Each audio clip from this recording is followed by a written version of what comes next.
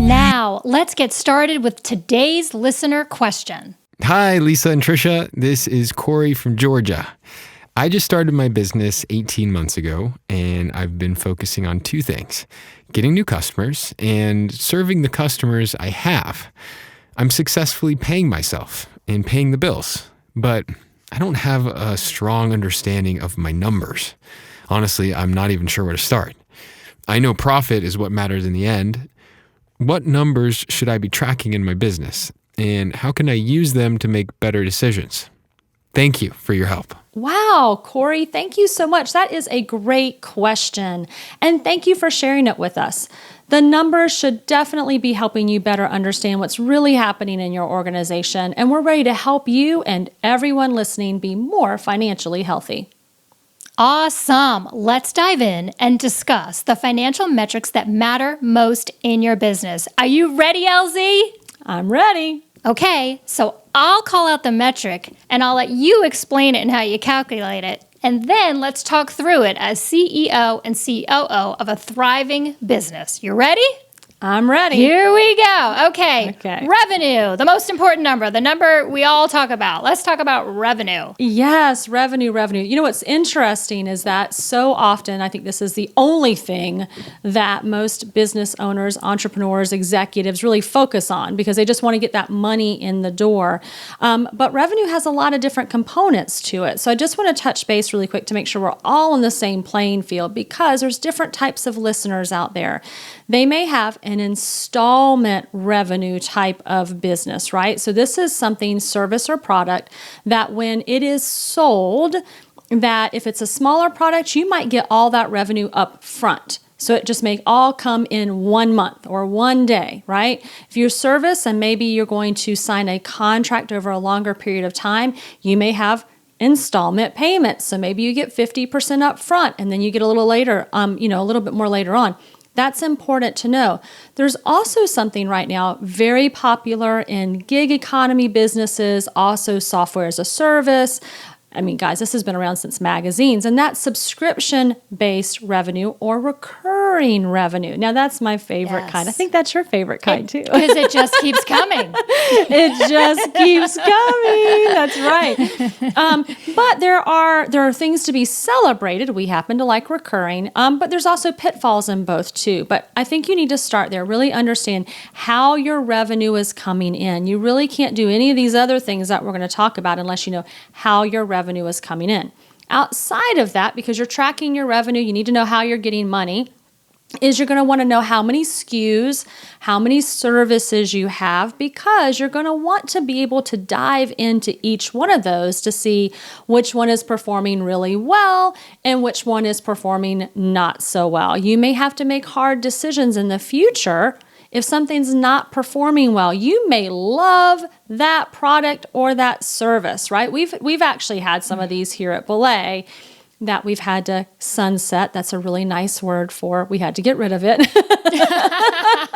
We thought it was a great idea, but the numbers were showing maybe the public didn't think so. Right, but let's go back to that, right? So if we were not separating that product and that service, we could really hide some things that were going on and think we were being successful as a business and maybe even pouring more marketing dollars in there, putting more any type of resources to it. And at the end of the day, it's not going. So it's important, not just for that overall giant pool of money that you have in your account, that big revenue number.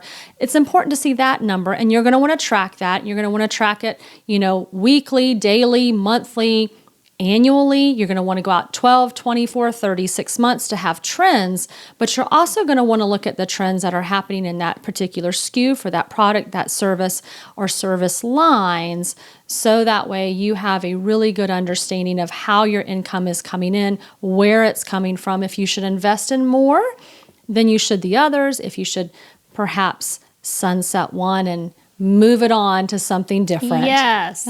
And so we at BELAY, we offer many different services. Yeah. So all of those are separated. And then within each service, they're separated by installment, implementation fees, buyout fees, and then the recurring monthly fees. So we're able to see the breakdown of every different service, the different kinds of revenue within each service. And Lisa puts all that together for me as CEO and our owners weekly. I mean, we see updates of all of our revenue on a weekly basis, and that does help us even shift on the fly mid-month or going through a month if we notice a certain area is less than we anticipated. And another thing that I love that's included in revenue is we use a lot of percentages. So we base calculations on percentages, and then we know which products are the larger percent of our overall revenue and which are sub-products, if you will. So all of those revenue numbers broken down in various different ways to really give you a great snapshot picture to look at frequently so that you can make great decisions going forward. So I think we all know and love revenue. That one's not going to be a new one for many people out there. No, and tracking, like you said, I mean, you have to track it, especially for somebody who might have an installment-based business. In recurring revenue models, traditionally, there's not a lot of ups and downs, right? You don't have these big peaks and valleys. We do here at Belay. We do have some seasonal change, but it's specifically more important if you have installment because maybe you're a CPA and things are really busy going into tax season, and then kind of during the summer, things slow down a little bit. That's going to have to help you plan. You're going to have to know that more. So depending upon your industry and what you're actually selling will depend on how you budget, cost of goods, all those things. But the trend of it all is going to be important so you can forecast later in the future. Awesome. Well, you teed up the next number. Ooh, You okay, teed throw up it the at next me. metric. Okay, go. You said cost of goods. Okay. So cost of goods. Okay, what are cost of goods? And then gross margin. I'd love you to just kind of throw out that equation and talk a little bit about cost of goods and gross profit margins. Yeah. So cost of goods or cost of service, if you're a service-based business, really what that is talking about is how much does it cost you as the business owner to provide that good or that service to your client. It's kind of a little bit more simple, I think, if you are actually making tangible items. We like to say widgets. If you're making a widget, It's the cost of the widget. Yes. And some operating expenses. Yeah. Yeah. Maybe that widget cost you 25 cents to buy and you're going to sell it for $1. That's your cost of good. That's a very important metric. That gross margin metric is very, very good to know because that's going to go all the way down to the bottom. We're going to get there in a second, but it's good to know where you start because you need to know how to price your product or your service. So products, like I said, a lot easier because you're probably going to have that hard cost in there. Services the same way. So if you are a consultant, again, if you're a CPA, maybe an attorney is the same way, then your time providing that service becomes the cost of good. Well, then you have to add that profit on top of it, right? You need to make money. If you, going back to the widget, if you bought it for 25 cents, you're not going to sell it for 25 cents because you're gonna go out of business really, really quickly. So you want to follow that really closely. So that's the definition of it. The metric side of that is an easy math problem. I like to think of everything coming in as the revenue. You could do this backwards and think of if you bought something or the cost to provide that service. You can start with that, whatever that looks like. But then you're going to want to know what the delta is between the two. Are you going to go with a 30% gross margin? Are you going to go with a 50% gross margin? I know our friends out there in software, theirs is a lot bigger, and man, I'm jealous of that. I think they can get even up to 70% gross margin. Right. So then they know how much they need to operate their business on. And you've got to follow that number really closely because no matter what you are doing, kind of like your own personal bank account and your own personal budget, before long, you can see things creeping up. Maybe your manufacturer changed. Maybe all of a sudden, instead of 25 cents, are now 35 cents. If you're not tracking it or you're not tracking it frequently enough. I hear this quite often. For business owners and entrepreneurs is they're only looking at their financial reports maybe quarterly. You can lose a lot of money in a quarter. I think COVID showed that, right? Weekly, monthly, yeah, for sure. Minimally, monthly. Minimally. Yeah. So you're always taking a look at how much is it costing you just to offer that product or that service. Keep a really hard look at it. And again, depending upon how long you've been in business, remember when we first started, Trisha, like we had nothing. We had no benchmarking. There was nothing. We made our own benchmark, right? And I think We that's a good did. point for entrepreneurs out there, right? To say, Yes. decide, pick a percent. Right? You know what your cost of goods are. Well, you should be able to know that when you're going to market and you're selling you know what it costs you to deliver your service or product. So then decide what is the margin you want in between and then just adhere. Make a decision, adhere, and you can always adjust if you decide that that's not what works for you. Right. And I think that I hear more often than not that people undervalue their product and their service. So you're never going to know really what the top of the market is if you're going in, if you're a little shy, you're not very confident about what you're doing, and you're coming and going, well, I just bought this widget for 25 cents and I think I can sell it for 50. And then you're going to get down to the bottom, which we're going to talk about here in a minute, net profit, and you wonder why your business isn't profitable. Because you also have to, there's also other costs that go into Right. operating your business, which I know we're going to get to. So the cost of the service is one thing, but then there's all the operating costs, sales, marketing, employee salaries. I mean, so you have to remember, you got to give yourself that margin so that you have enough funds to run your business in a healthy fashion. Exactly. And like you said, we had to, in the beginning, because we were kind of the trailblazers for our space, we had to kind of make some things up along the way. So if that's you and your business, then definitely go that route. However, if you're also in a space where there are some competitors, don't be afraid to reach out to them. There's a lot of information on Google these days.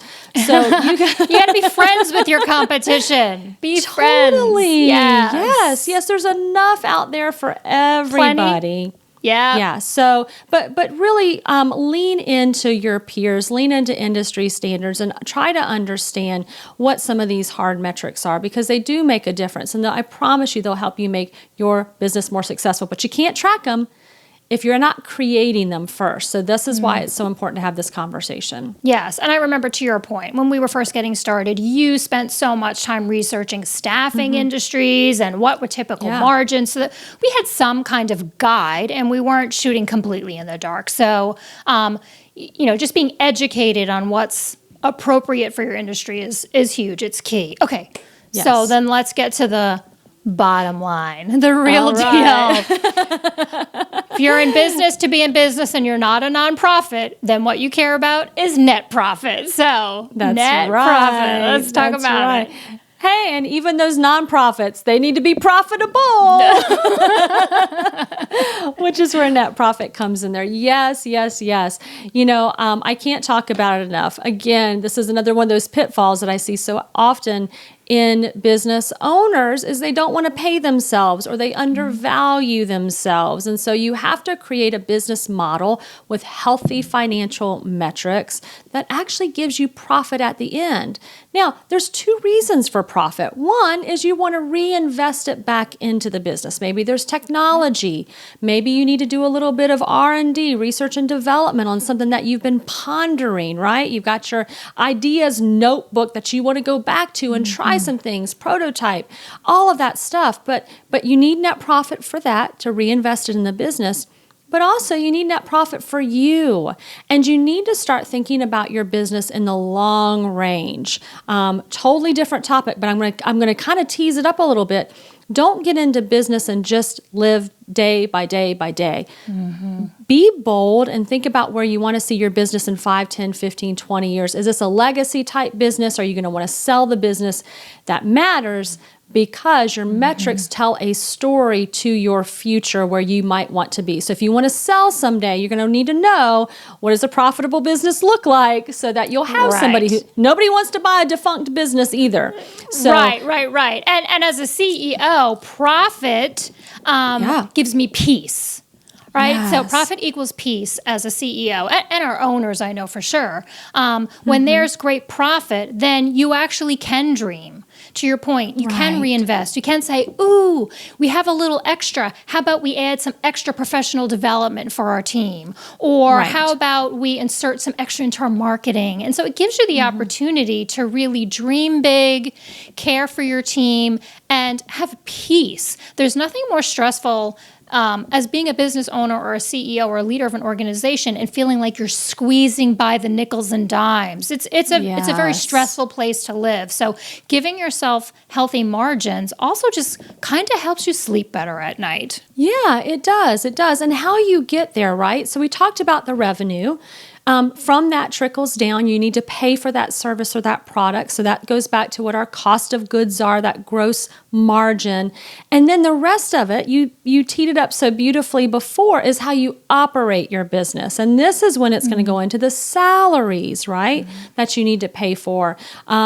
Basically, employee burden cost. I won't even stop at just salaries, but what do you need to do to keep the lights on? How about your technology, applications? Maybe you need to have events for your team. Again, marketing costs all go into that. And you can research industry standards for all those areas too, which is helpful in kind of getting down to that net profit. But you need to budget. I know budget for some reason is like a 4-letter word. It has this nasty connotation. But if people would just embrace budgets in their personal life, but more importantly in their businesses, then it just gives them a roadmap to really seeing where their business is going. And that's important. Hey, we just I wish. We're in the middle of a pandemic right now, right? We're seeing some businesses get back started.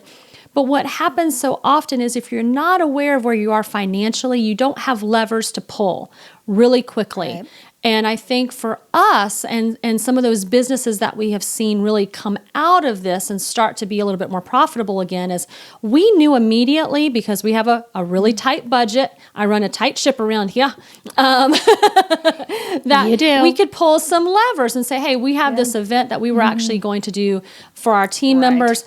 Hey, we love our team members, but we want to keep them employed more than we do want to have a nice, fun gathering for them. So let's pull that out. But if we didn't have a budget, we wouldn't know that. And so coming into all those things is important, and that's what equals your net profit. And here's the other thing. I wrote this down. I want to talk about it. Profit first. So if you know what these metrics are, if you know, hey, gross margin, I want that to be at 40%, and I want my net profit to be at 5 or 8%, whatever that number is for you guys. I'm not throwing that out there as a key for you. But then you can go back to your CPA, whether you have financial staff on board with your organization, and say, okay, I have 15%. You have 15% to work with operating cost. Let me see what you can do with that. Yeah, and that's kind of how we run Belay, right? Yes. Like we know what our profit needs to be. We know what our gross margin is. So we know the delta in the middle always is what we have to plan how we run Belay. Sales, marketing, staffing, equipment, event, all the things. And our team is just thoroughly trained because, like you said, you run a tight ship. We run a tight ship. We're not messing around with the dollars and the cents around here. If it is this number, it is this number. So down to the you penny. really just stick to the plan. Don't overspend. And then to your point, when you wind up in a pickle, when something goes sideways, like it has in 2020, but if something goes sideways, you can quickly and easily adjust because it's right in front of you, even if it's on a spreadsheet. But it's so easy to run a healthy financial organization if you have great financial organization. All the numbers add up, you have great budgets, and you know the percentages that you have set for yourself, your team, and your organization. Yeah, and even if it's hard to look at right now, right? I mean, there's a lot of businesses that are struggling, and net profit may just be a dream for them. They've been living in the red way too long, and they just want to get out of that. I understand, but you can't fix something unless you know what it is. And so get in there, start looking at it. Your stomach may turn a couple of times, but it becomes a lot easier when you have a handle on it. And then you can make a plan to start becoming profitable. Or if the profit isn't where you need it to be, then you can start to make a plan to get it where it was. And I know, really my job is to serve you and to serve our owners And so really diving deep into those numbers and knowing them like I do the back of my hand makes us all just sleep a heck of a lot better. Yes, yes, yes. LZ, this has been tremendous. I know our audience thinks this. I know you guys are taking notes. This is great information. So I will say there's so many good points and takeaways from what you've just talked to us about the most important numbers we should pay attention to in business. I know as a CEO, for me, the biggest thing is just know what the numbers are. First and foremost, whatever they are. Know what your revenue goals are. Know what your profit margins are, your gross margins. And secondly, review them all the time. Don't wait quarterly. That would be my advice to anybody listening is have it all squared away, written down, agreed to, and look at it consistently. Don't wait a quarter to go. So those are my huge, as a CEO of an organization, that's what I take away from this conversation. I would love to know, Lisa, if somebody listening was going to take one really great nugget, one thing away from this podcast and this episode, what would you hope that they would walk away and do from here? What would be their one next step? Yeah, I mean, I think for me to start with, only because I know that not a lot of people are gifted in this area, and that is start educating themselves or surround them with somebody who is. So it's easy for us, in this short amount of time to say, go look at all these numbers, but it still may not